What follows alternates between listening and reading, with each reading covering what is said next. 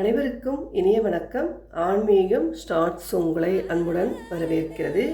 பதிவு என்னவென்றால், வசந்த பஞ்சமி 2025 இந்த நல்ல நாளில் தங்கம் வாங்குவது சிறப்பா? வழிபாட்டு முறை விவரம். வசந்த பஞ்சமி சரஸ்வதி தேவியை நோக்கி வழிபாடு செய்யும் நல்ல நாளாகும். அந்த வகையில் வசந்த பஞ்சமி எப்போது வருகிறது, இதன் வழிபாட்டு முறை என்ன, இந்த விவரத்தை பார்க்கலாம். வசந்த பஞ்சமி என்பது வசந்த காலம் என்றழைக்கப்படும் இலையுதிர் காலத்தின் தொடக்கத்தை குறிக்கும் வகையில் கொண்டாடப்படுகிறது.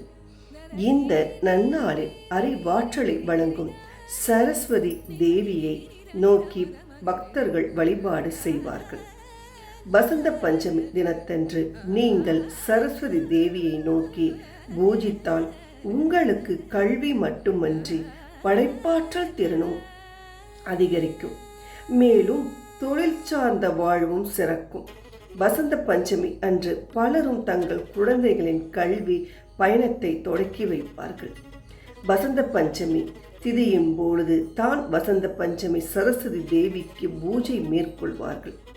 வரும் பிப்ரவரி 2 காலை 7:09 முதல் மதியம் 12:35 வரை முகூர்த்தம் இருப்பதால் அந்த நேரத்திலேயே பலரும் பூஜிப்பார்கள். பஞ்சமி திதி பிப்ரவரி 3 அன்று காலை 6:52 மணிக்கு நிறைவடையும். எனவே நீங்கள் பிப்ரவரி 2 முழுவதும் கூட பூஜை செய்யலாம். வீட்டில் இருந்தோ கோவிலுக்கு சென்றோ நீங்கள் வழிபாடு செய்யலாம்.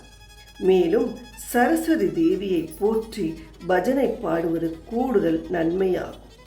நீங்கள் வீட்டில் பூஜிக்கின்றார்கள் என்றால் சரஸ்வதி சிலை அல்லது புகைப்படத்தை எடுத்து அதற்கு சந்தனம் குங்குமம் வைத்து மாலையிட வேண்டும். மேலும் அதன் பாதத்தில் சாமந்தி பூ மற்றும் தாமரை பூவை வைக்கலாம். மேலும் புத்தகம், எழுதுகோள் போன்ற கல்வி சார்ந்த விஷயங்களை சரஸ்வதி தேவியின் காலடியில் வைத்து வணங்க வேண்டும். சரஸ்வதி பூஜை செய்யும் பொழுது நீங்கள் மஞ்சள் அல்லது காவி நிற ஆடையை அணிந்து கொள்வது மேலும் சிறப்பானதாகும். மஞ்சள் மற்றும் காவி நிறங்கள் அறிவையும் செழிப்பையும் குறிக்கும் நிறங்களாகும். இதனால் தான் பலரும் வசந்த பஞ்சமி அன்று மஞ்சள் உலோகம் என்றழைக்கப்படும் தங்கத்தை வாங்கி அணிகின்றனர்.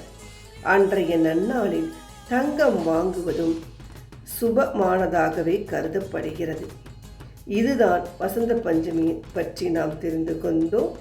அடுத்த நல்ல பதிவில் பார்க்கலாம். நன்றி, வணக்கம்.